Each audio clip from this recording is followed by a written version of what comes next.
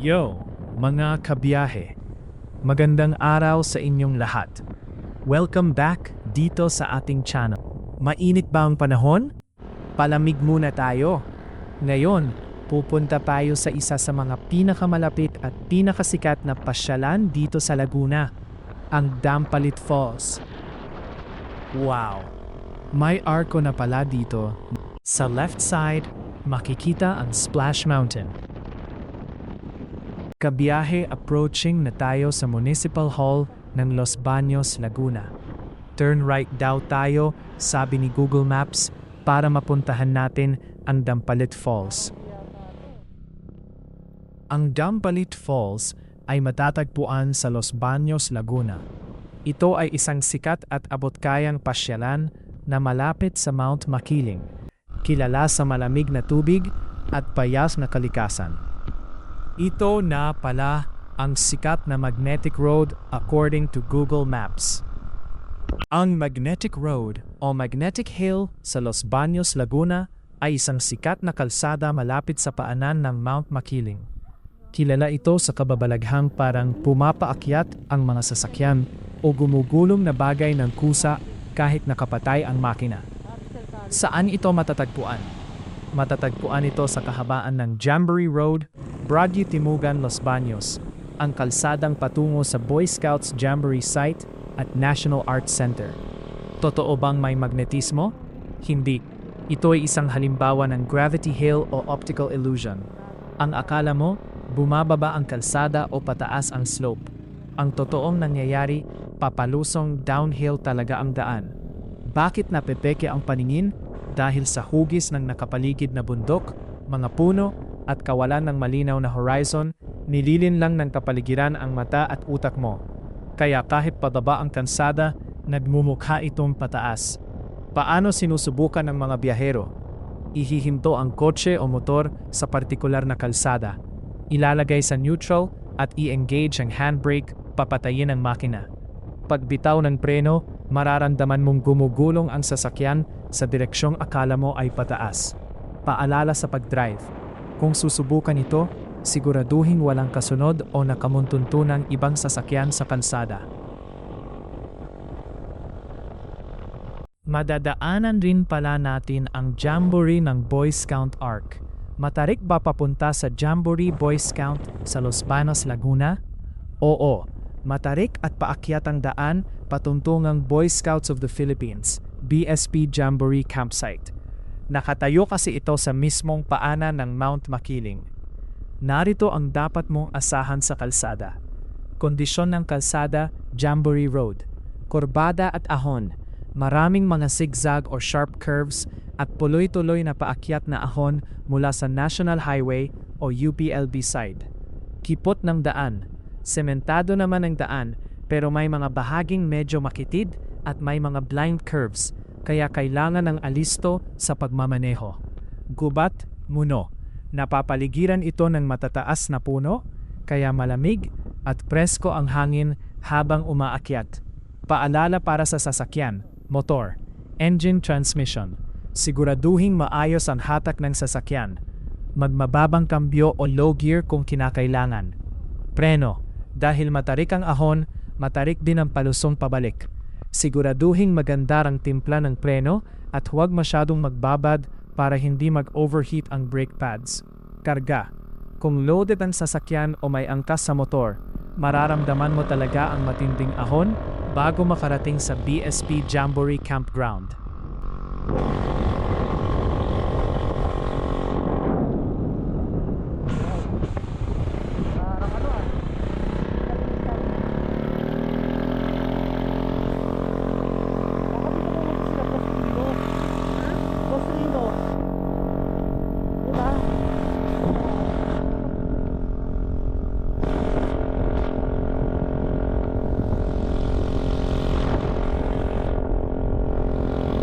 Diretso pa tayo, mga kabiyahe. Paahon sa matarik na daan. Makakarating din tayo sa Boy Scouts Jamboree Campsite. Dito, nararamdaman ko na ang sobrang presko at malamig ang hangin. Nasubukan mo na ba to? Comment below and follow for more quick gala guides.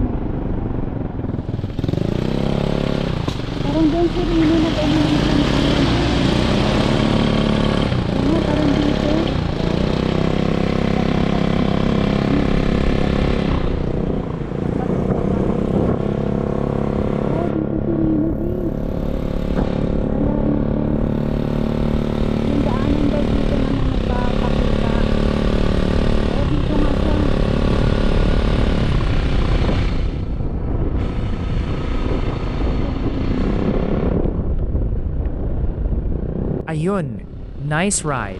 Kayang-kaya ng motor ang ahon at kurbada patungong Boy Scout of the Philippines Campground. Solid ang lamig ng hangin at rindaw ng kalikasan dyan sa paanan ng Mount Makiling. Ilang pwedeng bisitahin o gawin habang nasa paligid kayo ng BSP Jamboree. Mag-photo op, chill. Magandang view at amoy pino/gubat. Perfect palamig matapos ang biyahe sa motor. Mag-check sa magnetic road. Kung hindi nyo pa nasubukan ng paakyat, subukan nyo pagbaba. Itabi ang motor, ilagay sa neutral, at tingnan kung gugulong ito pataas. Dampalit Falls, National Arts Center. Kung may oras pa, malapit na lang din dyan ang daan papunta sa BSP Monument o sa iba pang magagandang spot. Ingat sa pagbaba, katulad sa pag-ahon, medyo matarik din ang palusong. Gamitin ang engine brake ng motor para hindi masyadong pokpokin ang preno.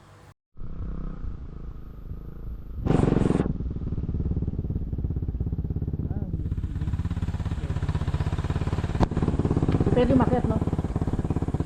Hindi pwede. Dito mo ba yung Dampalit Falls? Wow! Mali! Kasalanan ni Google Maps. Mali ang naturong direksyon. Ayon sa guard, hindi na daw dito daanan papunta sa Dampalit Falls. Sinirado na daw.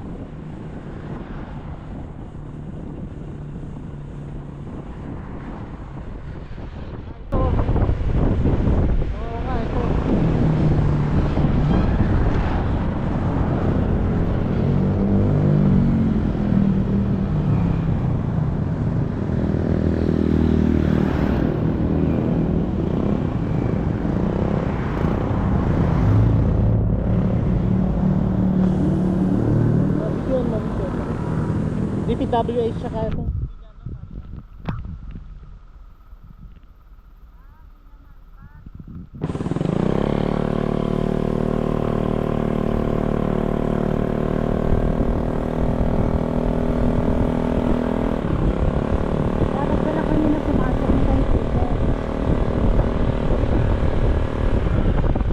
Stop mo pag umabot. Richard.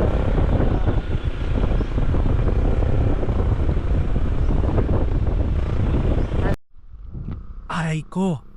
Klasikong Google Maps moment. Dinadala ka sa daan na private, may checkpoint, o matagal nang sarado at nabakuran ng barangay property owner. Madalas talagang mangyari yan, lalo na sa mga pasyalan sa paanan ng Mount Makiling kasi may mga shortcut o lumang daan na binabago ng lokal na pamahalaan o ng UPLB Makiling Center. Kadalasan, may dalawang dahilan kung bakit sinasabi ng guard na sarado o iba na ang daan. May bagong opisyal na entry point, barangay registration site.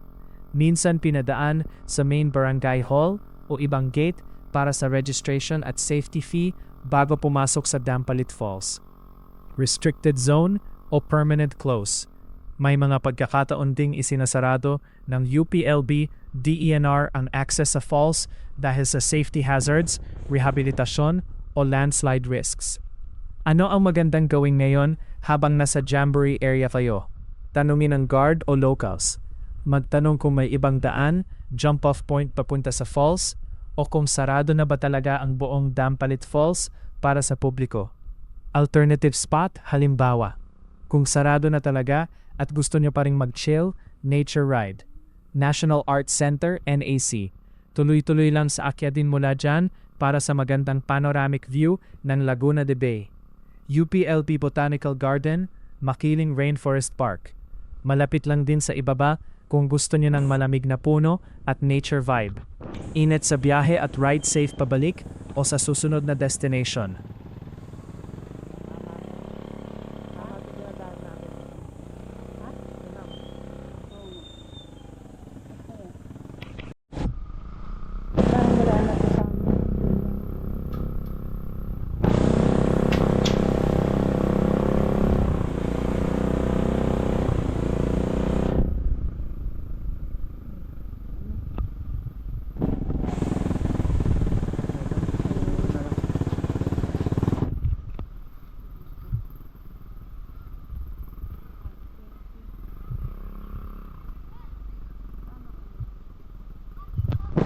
Ayan na nasa dulo na tayo ng daanan papuntang Dampalit Falls.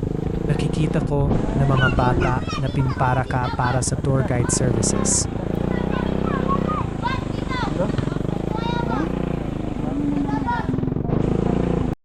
Sokbit mo di, dalawa.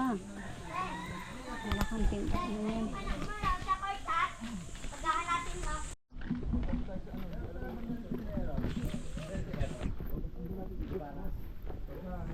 Kasalukuyan na tayo mga kabiyahe naglalakad papunta sa Dampalit Falls. Dampalit Falls, Barangay Lalakay, Los Baños, Laguna. 20 pesos entrance fee, 5 to 10 minutes walk, 50 pesos car and motorcycle parking. Tip para sa batang tour guide. Google Maps, DPWH, Los Baños.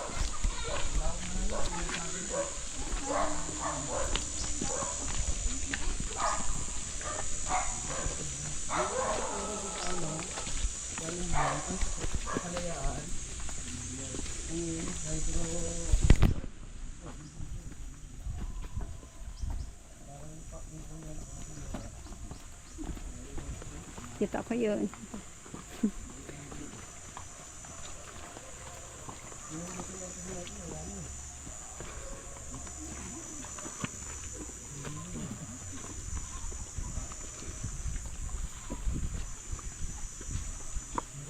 Noel! Laring Noel!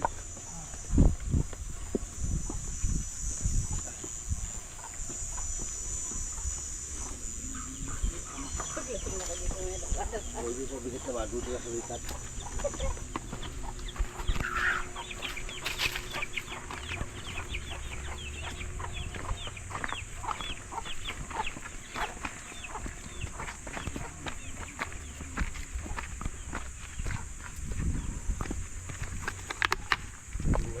Maganda natin.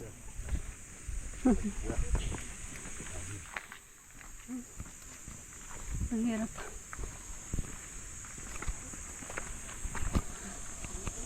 Puro yung mga ano.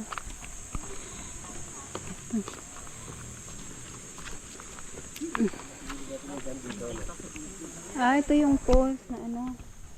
Yung maliit na ano. Ito dito daan. Nawasak. Tagal na lang, te.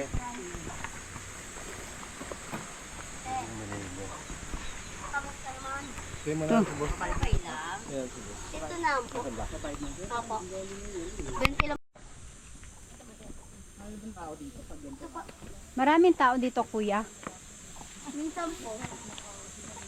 Ngayon, wala gaano. Wala naman po. Kilala ba tong ano dito? Falls, hindi gaano. Wala naman. Meron naman po napatak. At nga lang po, mahirap na. Pero pag tag-ulan, Malakas na po yan. malakas. Pag ano po, gawa po kasi, sinasarado po yung dam.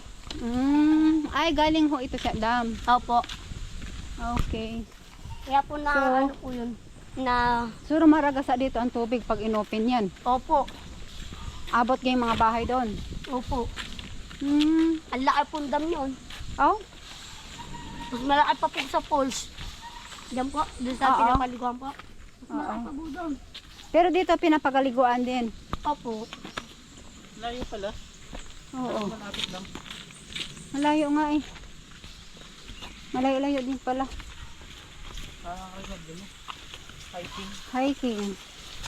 Aring tubig na to galing sa ano? Sa taas po yan. Sa taas.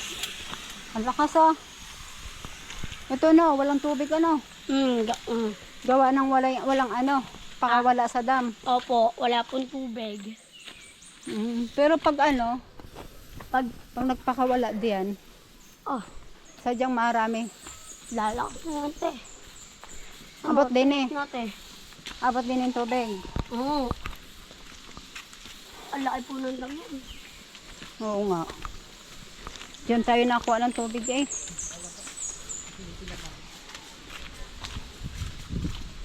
Pwede rin pala ano. Ay, naglalabas sila oh.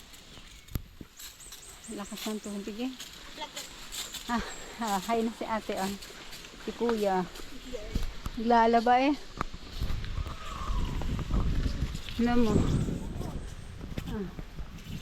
Ay, okay. Wala nga siyang gano'n ng tubig. Natuyot. Pero pag nagpakawala daw yung dam, maray puno ng tubig.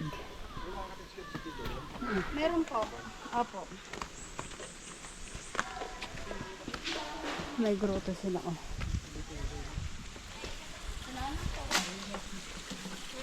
Ay, maliit lang oh.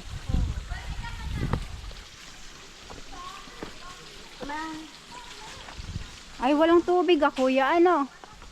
Wala po tubig. Andam po niyan. Hanggang doon po, hanggang doon sa baba po. Sa pinag-entrance mo natin. Oo. Pag nagpakawala po yun, Aabot doon. opo, hanggang sa dulo. Malasan tubig. Ay, pag ano rin palang ano no? Matatanggal to mga cottage. Pag mga ano pala. Pero inaabisuhan naman kayo. Pag nagpakawala no? Ang ganda sana, kaso lang wala man tubig.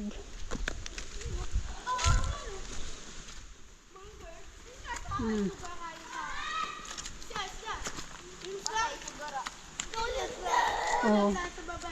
Malaki sana siyang ano guys, pools, kaso lang malagay tubig. Agay. Dito na lang. Ay, sorry. Aldo, si Jacob, dito guys. Lasa na? Ayun o. Nakuha nyo na ibang mangga? Oo, 3. Ay, ayan siya, oh. Maliit nga lang ang liguan. Pag walang tubig. Ayan siya, guys. Hanggang dun sa ano siya, oh, pag may tubig. So, dito may nag-ihaw. May mga bote, oh, sayang. So, para magkaroon na ng maliguan, lalagyan nila dito ng harang, oh. Sakay ka, sakay. Ayan siya, guys, oh. Ganda sana. Doon talaga yung post. Ayan. Kaya sabi nila ano daw yan. Galing ng dam pag may magpakawala.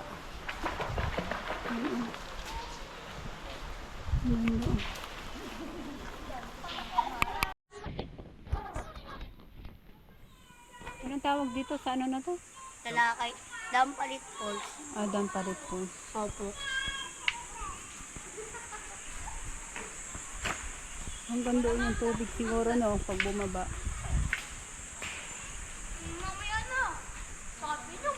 Aray, doble malas ngayon sa biyahe. Nabudol na ni Google Maps sa daan, tuyo pa pala ang falls. May ilang dahilan kung bakit nagiging dry o tuyo ang Dampalit Falls. Una, seasonal river, depende sa tag-init at ulan. Ang tubig sa Dampalit Falls ay nagmumula sa natural na runoff at bukal sa Mount Makiling. Kapag walang masyadong ulan kamakailan o tag-init, bumababa ng husto ang water level hanggang sa maging patak-patak na lang o lubusang matuyo ang bagsak nito. Dalawa, water diversion, pagharang sa taas.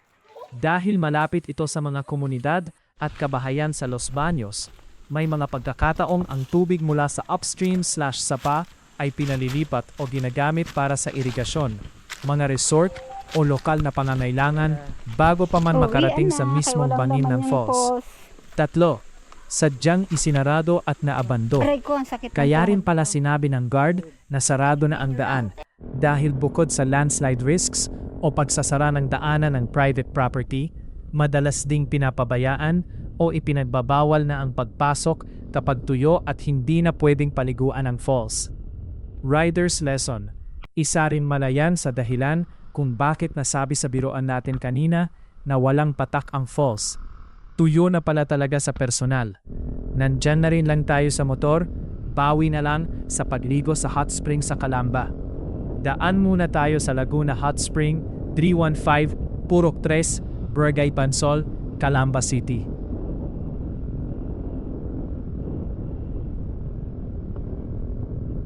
Maraming magagandang hot spring resorts sa Laguna. Kadalasan ay nasa Pansol, Calamba at Los Baños, na swak sa pamamasyal gamit ang motor o sasakyan. Narito ang ilang pinakasikat na mapagpipilian, depende sa trip ninyong gala. 1. Public Day Tour Hot Spring Resorts. Kung gusto ninyo ng walk-in o pang maghapon lang na ligo at tambay. 88 Hot Spring Resort, Calamba. Large, resort-style property na may multiple natural hot spring pools mula sa Mount Makiling.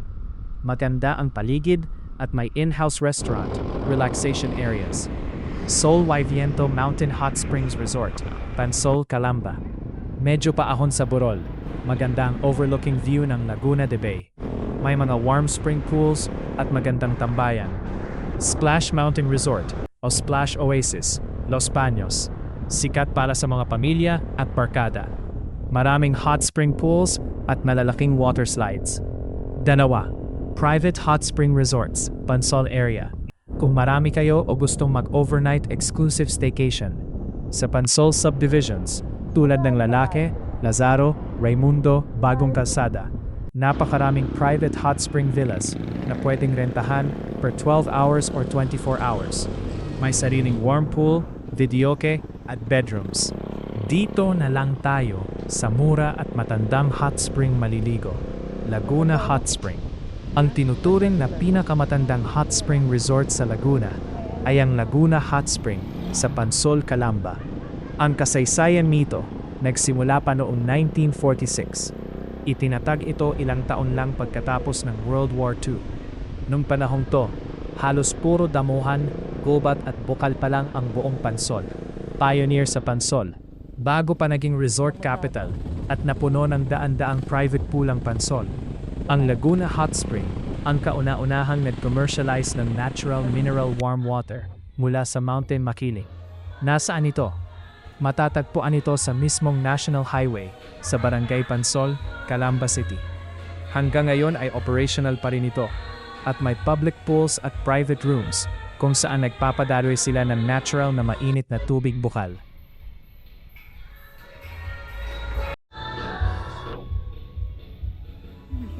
Laguna Hot Spring Resort.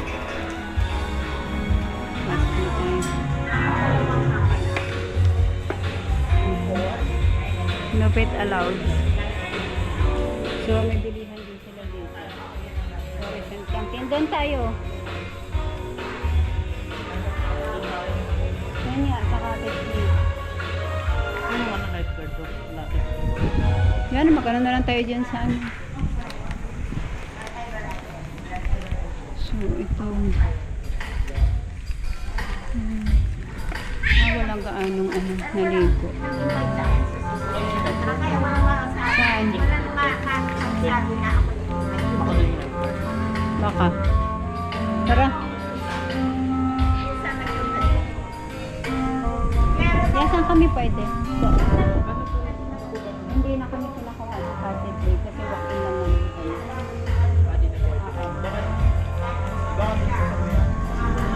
Okay.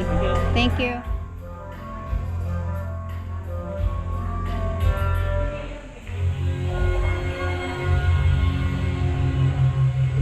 Dito.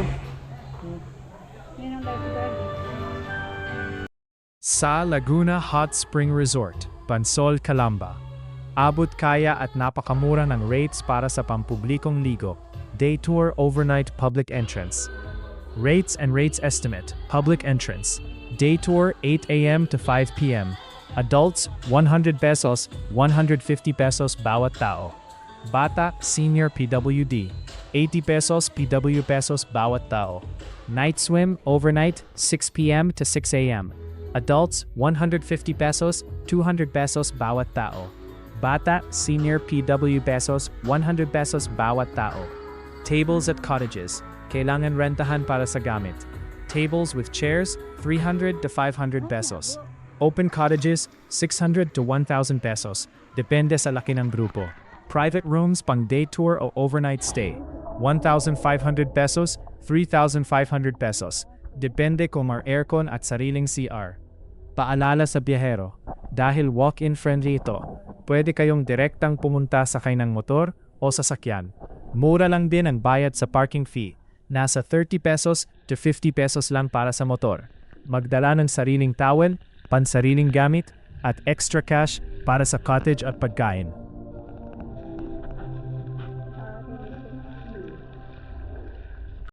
Ang Laguna Hot Spring, ang orihinal at itinuturing na pinakamatandang resort complex sa Pansol, ay binibigyan ng rating na 4.2 out of 5 stars, batay sa mahigit 1,000 online reviews sa Google at travel sites. Ang mga positibo, pros, likas na mainit na tubig. Tunay at natural ang init ng tubig bukal mula sa Mount Makiling.